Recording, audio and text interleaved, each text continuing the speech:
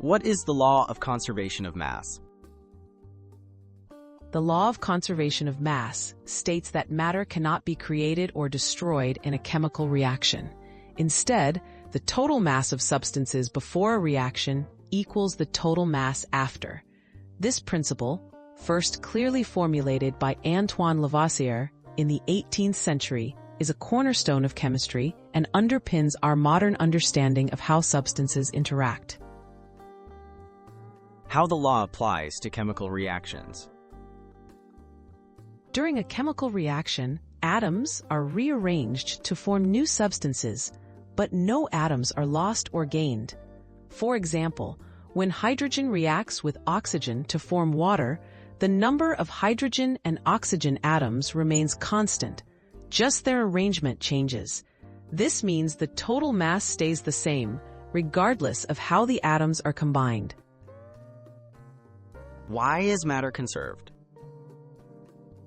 Matter is conserved because all chemical reactions consist only of breaking and forming bonds between atoms. Atoms themselves remain unchanged in quantity throughout the process. While substances may look different or exist in different phases after a reaction, the original particles are simply reassembled, keeping the total mass constant. Real-world examples of conservation of mass.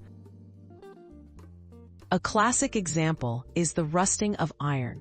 When iron reacts with oxygen to produce rust, the mass of the iron and oxygen used is exactly equal to the mass of the rust produced.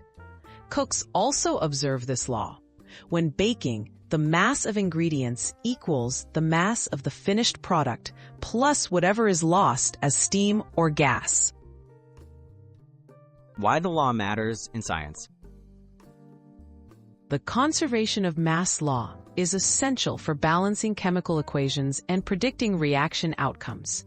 It ensures chemists can calculate amounts of reactants and products precisely. This principle also supports advances in industries like pharmaceuticals, environmental science, and engineering, providing a reliable foundation for all chemical understanding.